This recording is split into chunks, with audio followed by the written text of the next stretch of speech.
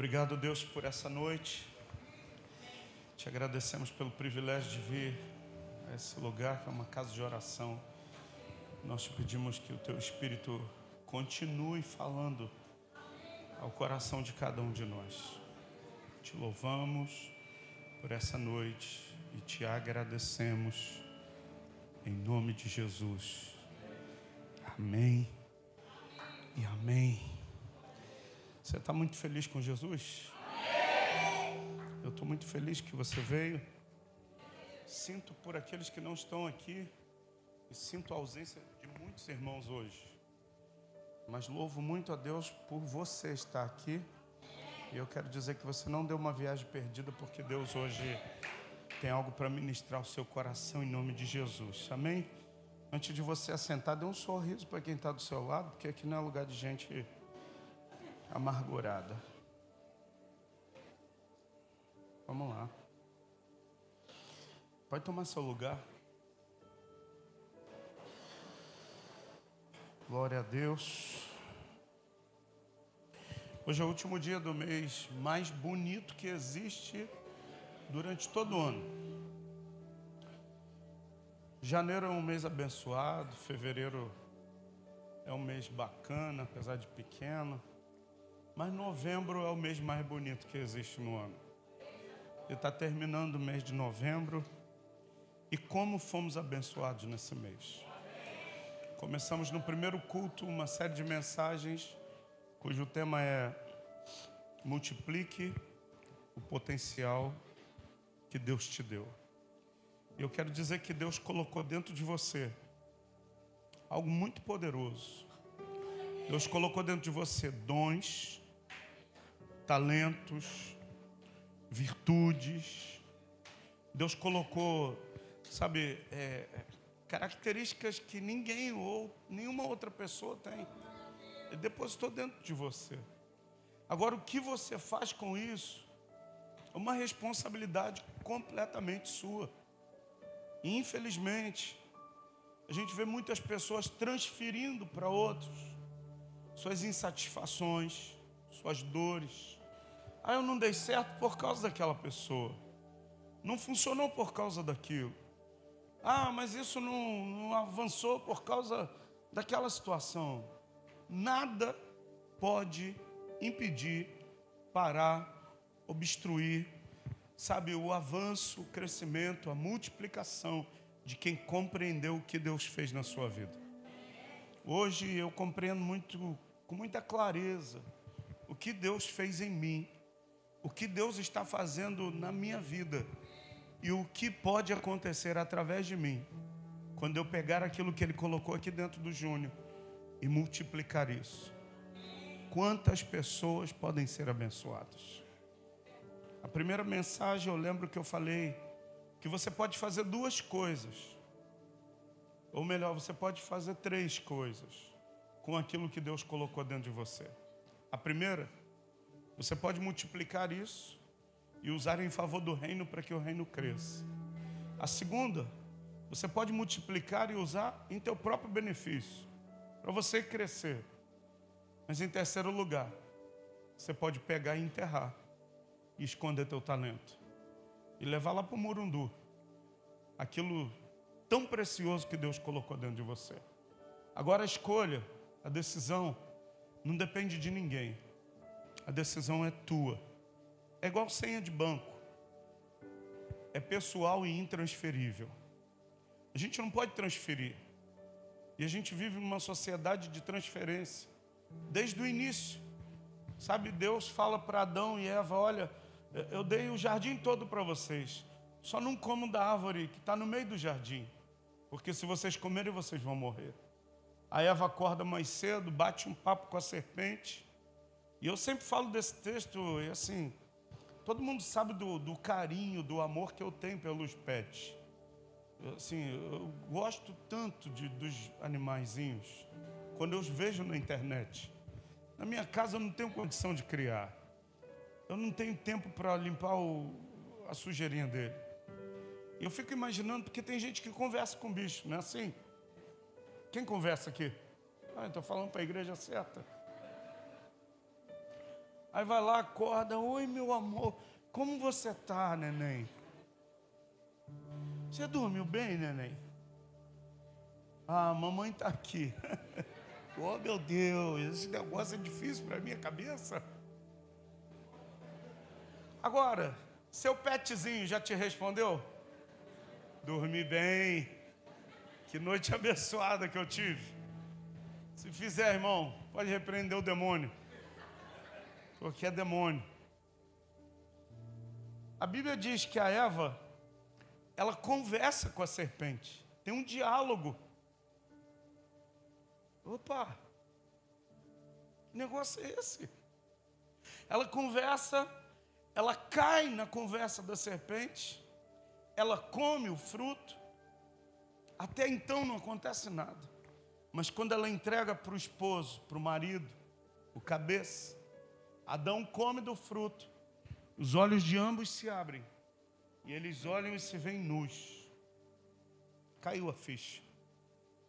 Caramba, nós pecamos, nós erramos, nós transgredimos.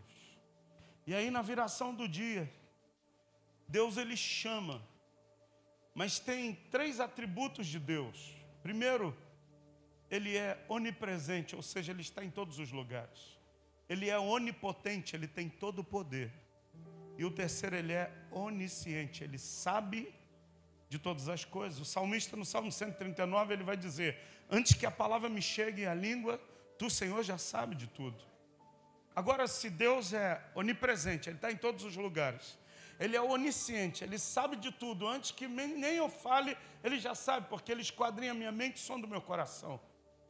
Por que Deus fala assim: Adão, onde você está, Adão? Se ele sabia. Adão atrás do arbusto, a gente está aqui. Por que você se esconde, Adão? Ele diz: não, foi a mulher que o Senhor me deu.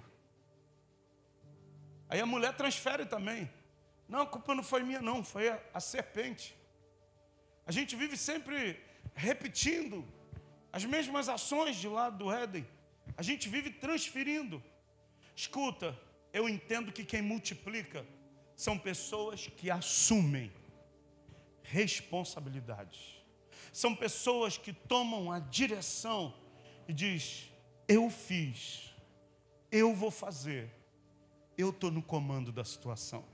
Ah, pastor, não é Deus que está no comando? Deus está no controle de todas as coisas. Mas algumas coisas Deus deu. A Bíblia diz: os céus dos céus pertencem ao Senhor, mas a terra Ele deu para quem?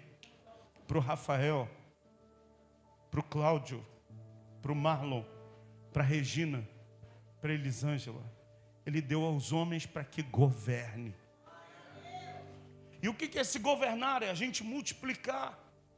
Mas por causa desse erro da gente viver transferindo responsabilidade, é mais fácil. O caminho é mais fácil a gente culpar. Não, é a culpa da Max. É culpa sua, tá, Duda? Você é culpada. E a gente vai culpando, Reinaldo. É você que é o culpado. Em vez da gente assumir responsabilidade e dizer: eu errei, mas a partir de agora eu vou fazer da maneira correta. E eu queria, nessa última noite dessa série de mensagens, falar sobre impedimentos para uma multiplicação. Porque talvez você já se perguntou. E assim, foi até uma terça-feira, a gente foi passando a cada culto. E teve uma terça-feira que Deus falou para a gente orar, porque Deus ia colocar ouro nas mãos de pessoas aqui. E assim, se você não recebeu ouro, não transfira responsabilidade. Teve gente que bateu lá na porta da minha casa uma semana depois: pastor, está aqui a chave do carro, ó. Ora porque o ouro chegou. Teve gente que me mandou mensagem, o documento da casa que não saía nunca, a escritura da casa: pastor, a escritura da casa, porque naquele dia do ouro, eu saí de casa decidida e determinada: Deus vai fazer algo que eu não posso fazer, mas eu decido, eu tomo posse disso aqui, eu me posiciono. E aí me mandou a foto, documento da casa assinado, já de posse do documento. Escuta, e tantas outras pessoas. Agora, talvez, alguém diga assim: pastor, por que Deus abençoa ele e não me abençoa? Talvez você já questionou isso dentro de você. Por que o fulano multiplicou e eu não? Por que ele multiplicou e eu não multipliquei? Abra sua Bíblia, por favor. Evangelho de Jesus segundo escreveu Mateus, capítulo de número 25. Mateus capítulo 25.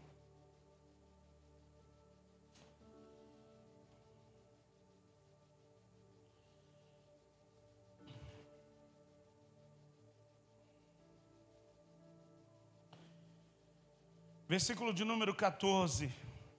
É o texto que nós usamos durante todo esse mês para a gente basear essa mensagem, essa série de mensagens X, multiplique o potencial que Deus te deu.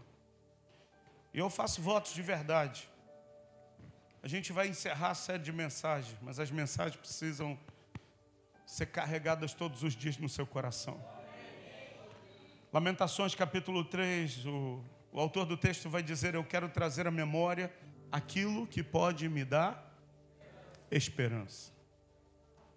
Desde que eu descobrir algumas coisas e que a minha boca fala do que o meu coração está cheio.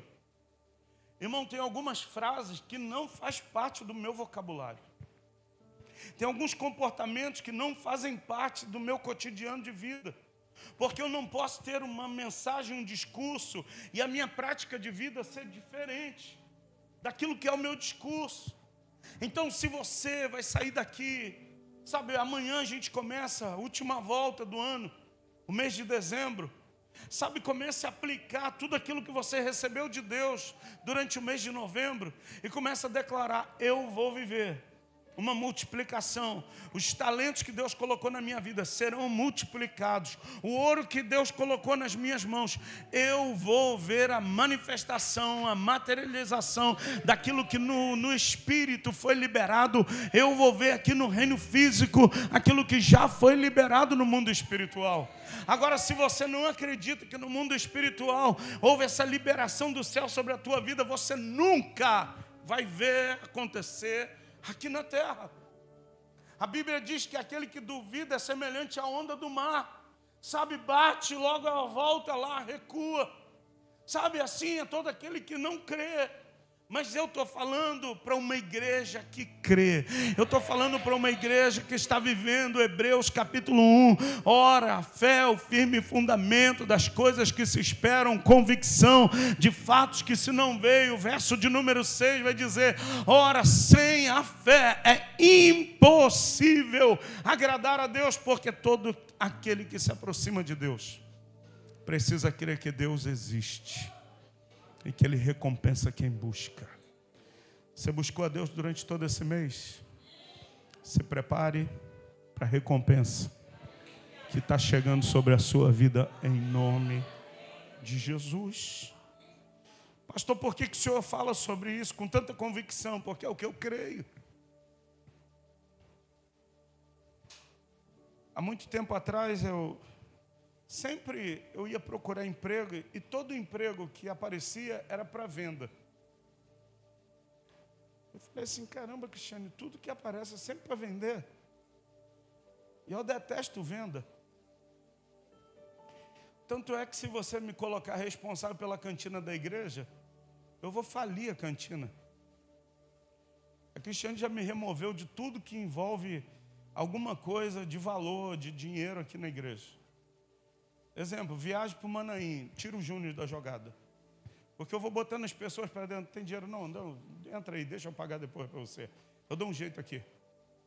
Ah, cantina da igreja, está com fome? Come aí, depois eu pago para você. Aí ela foi me removendo.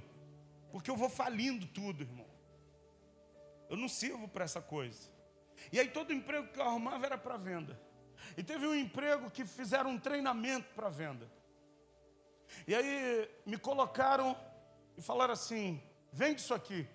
Isso aqui é esse produto horrível. E aí me colocaram na sala, falaram: vende. Aí eu fiquei igual o Chaves, irmão. Sabe o Chaves quando trava e fica Falou, fala. Eu falei, não consigo. Por que você não consegue? Eu falei, porque eu não acredito nisso. Eu só posso falar daquilo que eu acredito. Eu só posso transferir, eu só posso partilhar aquilo que eu acredito, que eu creio. Se você crê que Deus entregou ouro, você vai partilhar e vai falar, Deus me deu um ouro. Se você crê que, sabe, tem coisas que estão multiplicando na sua vida, o que vai denunciar é aquilo que você fala. Pastor, explica melhor. Te explico. Jesus estava preso, e aí um dos discípulos, o Pedro, vai até o local onde Jesus está preso. E aí tinha uma roda, ele se junta, era um período de frio, tinha uma fogueira e estava lá uma turma se aquecendo. Passa uma mulher, uma jovem, e diz assim, eu conheço você. Você andou com um homem da Galileia. Você andou com o Nazareno. Pedro diz, eu não, nem sei que homem é esse. Passa outra pessoa. Você andou com ele. Você também é galileu. Eu nunca vi esse homem.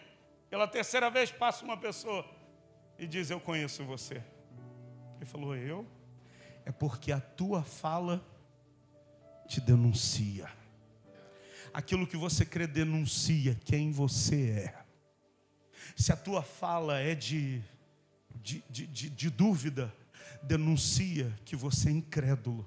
Se a tua fala é de fé, denuncia que você é um homem que crê não no teu potencial, não no teu braço, não no teu intelecto, não no teu QI, mas você confia em quem te falou. Pode pôr o pé sobre as águas, porque eu vou fazer você andar sobre as águas. Você está entendendo isso, sim ou não?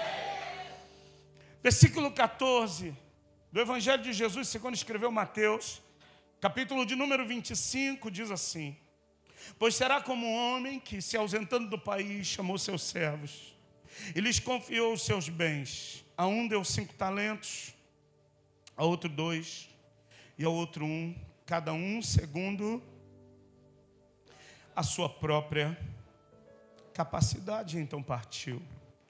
O que recebera 5 talentos saiu imediatamente a negociar com eles e ganhou outros 5. Do mesmo modo que recebera 2, ganhou outros 2. Mas o que recebera 1, saiu, abriu uma cova, escondeu o dinheiro do seu senhor. E depois de muito tempo voltou o senhor daqueles servos e ajustou conta com eles. Depois de muito tempo voltou o senhor daqueles servos e ajustou conta com eles. Depois de muito tempo voltou o senhor daqueles servos e ajustou conta com eles. Quando eu leio isso me dá um temor tão grande, porque ele vai voltar. Ele vai ajustar as contas. Ele vai falar, Júnior, eu te dei talentos, o que você fez com eles? Eu quero dizer que esse Senhor está voltando. Próximo final de semana a gente vai ter um seminário aqui muito poderoso, falando exatamente sobre a volta de Jesus. Pastor, Jesus vai voltar e a igreja vai vir a tribulação e a igreja vai passar pela tribulação, a igreja sobe e não passa pela tribulação. Você quer saber tudo isso? Sábado, domingo de manhã, domingo de noite, eu te espero aqui. Você vai sair daqui de cabelo penteado e você vai sair daqui feliz da vida. Porque tem gente que diz, não, o que você vai ouvir vai te deixar de cabelo em pé. Não, o que você vai ouvir vai te deixar com o cabelo alinhado em nome de Jesus. E com paz no seu coração para você caminhar com Jesus. Versículo de número 20. Então, se aproximando que recebera 5 talentos, entregou outros 5, dizendo, Senhor, tu me confiaste 5 talentos, aqui, eis-me aqui outros 5 talentos que ganhei. Disse-lhe o Senhor, muito bem, servo bom e fiel, foste fiel no pouco, sobre muito eu te colocarei, entra no gozo do teu Senhor. E aproximando-se também o que receberam 2 talentos, disse, Senhor, 2 talentos me confiaste, aqui tem outros 2 que eu ganhei. Disse-lhes o Senhor, muito bem, servo bom e fiel, foste fiel no pouco, sobre muito te colocarei, entra no gozo do teu Senhor. Chegando por fim, o que receberam 1 talento disse, Senhor, sabendo que Tu és homem severo, que ceifa onde não semeia e ajunta onde não espalha, receoso, escondi na terra o teu talento.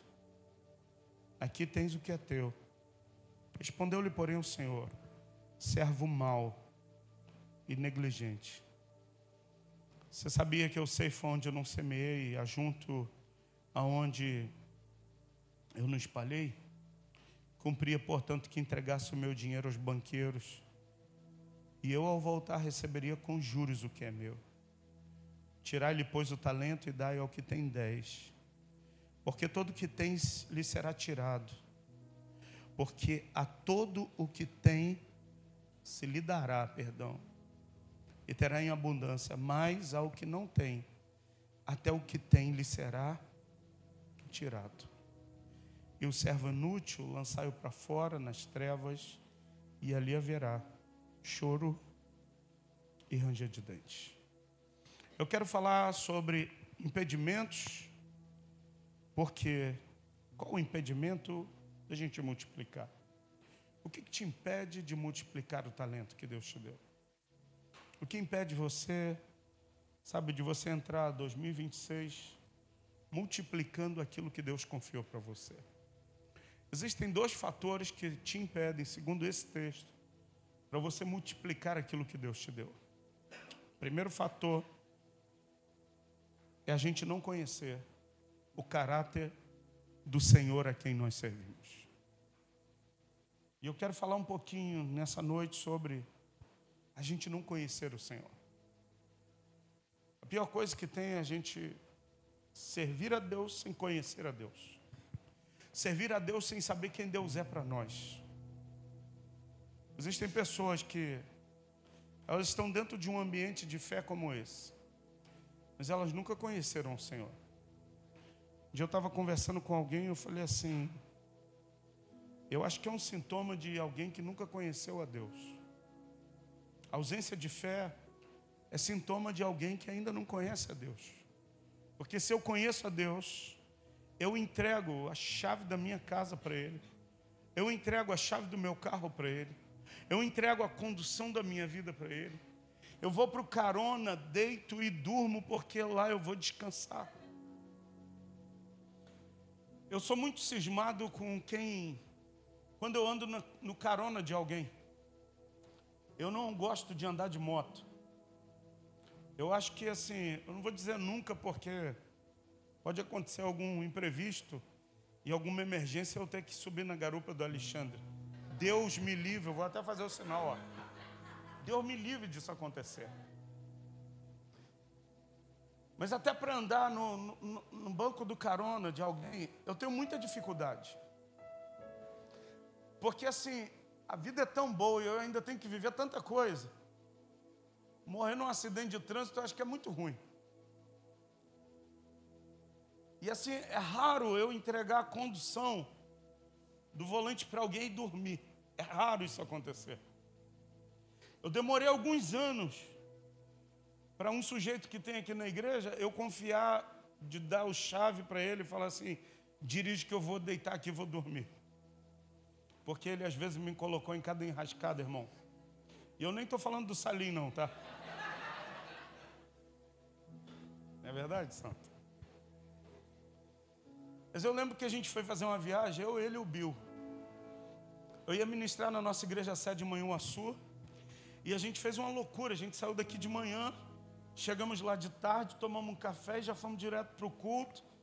Eu participei não lembro que tipo de culto era, eu sei que a gente participou do culto. E logo depois a gente entrou no carro e voltou para casa, porque a gente tinha que estar aqui domingo de manhã. Eu falei: ó, não tenho condição nenhuma de dirigir.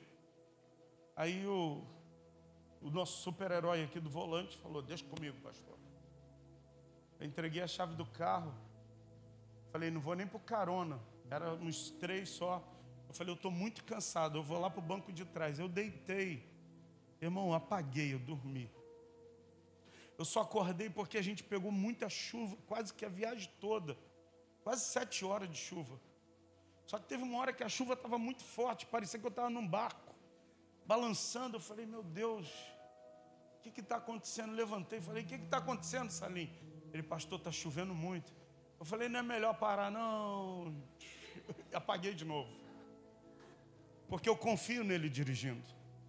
Se fosse qualquer outra pessoa dirigindo, eu poderia estar morrendo de sono, mas eu não ia pregar o olho. Escuta, pastor, o que o senhor quer dizer com isso? Eu quero dizer para você que quando a gente confia em alguém, é porque eu conheço essa pessoa a tal ponto de eu entregar valores, de eu entregar a minha vida, de eu entregar meu descanso, de eu entregar, sabe, eu confio tanto nesse camarada aqui, apesar dele, eu confio muito nele. Eu já viajei e falei assim, cara, está aqui a chave da casa, ó, Cristiane vai estar em casa com as meninas. Eu confio nele. Ele lá dá assistência para minha esposa, minha família, enquanto eu estou em viagem. Sabe por quê? Porque a gente se conhece há uns bons bocados de ano. Quando eu conheci, o cabelo era preto e era partido no meio. O cabelo dele parecia o Salmo 91, irmão. Aberto no meio. E quantas experiências a gente teve junto. E quanto café a gente tomou junto. E quantos momentos a gente foi, sabe, esbarrando no outro, lixando, pulindo o nosso relacionamento. Hoje eu confio, sabe, de entregar a chave da minha casa, de entregar a chave do meu carro, de pegar a minha conta bancária. Não tem nada lá, mas eu confio nele. Sabe por quê? Porque eu o conheço. Será que você conhece o Deus a quem você serve? Para você confiar aquilo que para você é o mais precioso da sua vida. Aí talvez você diga assim, não pastor, eu conheço. Não, eu conheço a Deus. Escuta, quem aqui é Flamengo?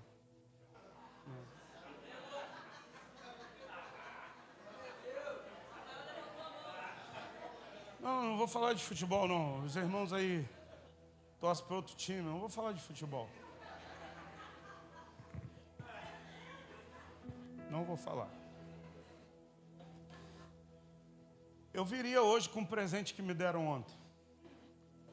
Só que o presente ficou maior do que esse corpício aqui bonito.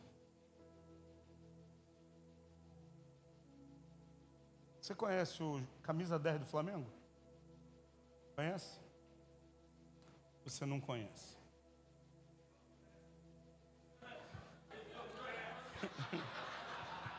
Espera aí. Você conhece o camisa 10 do Flamengo? Não. Escuta, o camisa 10 do Flamengo é o uruguaio Arrascaeta.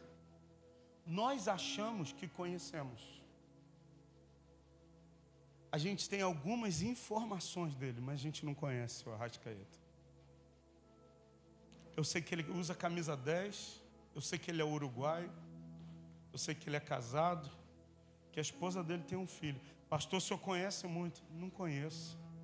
Sabe por quê? Porque eu nunca tive uma experiência nem de apertar a mão dele. Eu nunca tive uma experiência de sentar com ele à mesa e tomar um café com ele. Eu nunca tive experiência de levá-lo na minha casa, para ele sentar na sala da minha casa e tomar um café comigo. Eu tenho informações de quem ele é, mas eu não conheço. Talvez você ache que você conheça Deus, mas você tem informações de quem é Deus, você ainda não teve experiências com Deus. E o que eu quero hoje propor para você é você sair daqui para começar a ter experiências com Deus, porque as experiências que você tiver com Deus vai fazer com que você conheça a Deus. Conhecer a Deus não se trata apenas de saber sobre Ele. O que eu sei sobre o camisa 10 do Flamengo? Eu sei que ele me deu um título e morre de raiva os outros. O que eu sei sobre ele? Eu sei que ele é do Uruguai. O que eu sei sobre ele? Eu sei que ele tem uma esposa, mais nada. Então não posso dizer que eu o conheço. Eu tenho informações de quem ele é, mas conhecer fala-se de ter relacionamento. Eu posso dizer que eu conheço a minha esposa, sabe por quê? Porque são 28 anos que eu tenho relacionamento com ela. Quando a gente começou a namorar, eu não a conhecia. Eu só tinha informações de que ela era uma lourinha, magrinha, e que aceitou meu chiclete e me deu mole. Era a única informação que eu tinha, irmão. Eu falei, ô Jesus, é bom aos olhos. Agora, depois de 28 anos, eu posso dizer, eu conheço a Cristiane. Sabe por quê? Porque hoje eu tenho relacionamento com ela. Quantas e quantas foram as vezes que a gente passou por situações juntos? Quantas foram as vezes que ela segurou na minha mão quando eu estava com medo?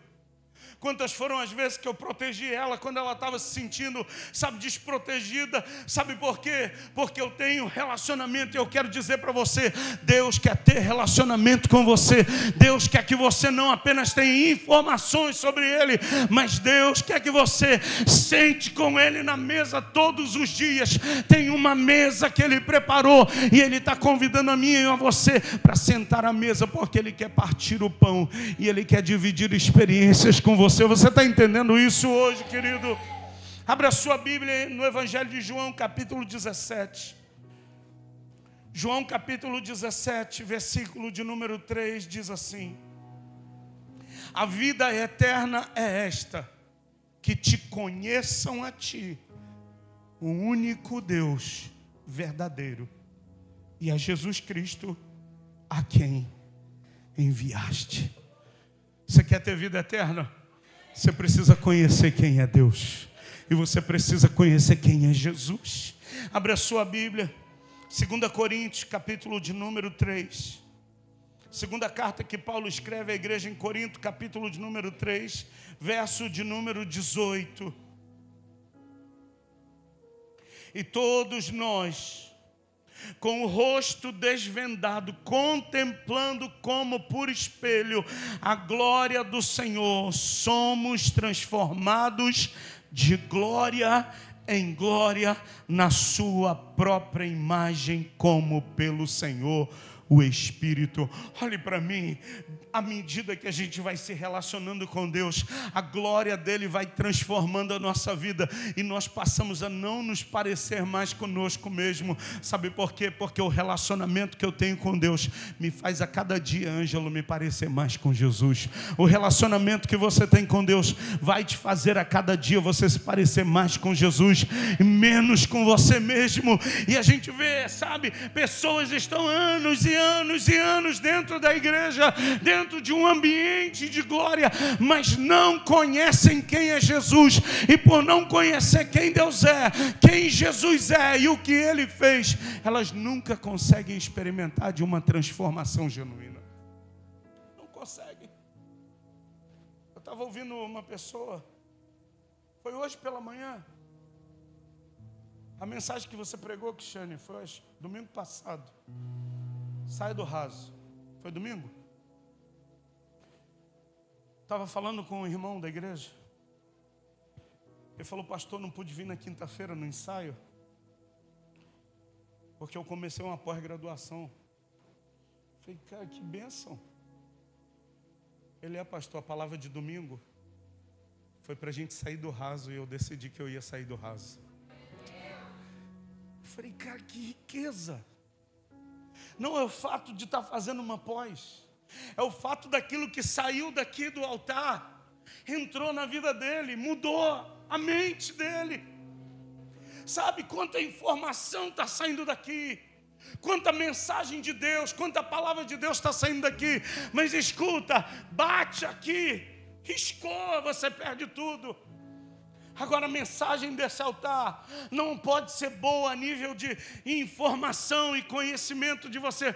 O pastor pregou aquilo outro. Mas se não entrar dentro de você e transformar a sua vida, não vai te levar ao conhecimento de Deus. E você não vai ser transformado de glória em glória, de glória em glória. Você entende isso hoje, sim ou não? Escuta, experiência não fala de apenas a gente ter informação. Experiência fala da vida de Deus na minha vida e na sua. Abre a sua Bíblia e eu encerro aqui a mensagem. Daniel, capítulo de número 11. A minha voz está acabando. Daniel capítulo 11. Glória a Deus. A voz está acabando, mas eu vou dar glória até o fim, irmão.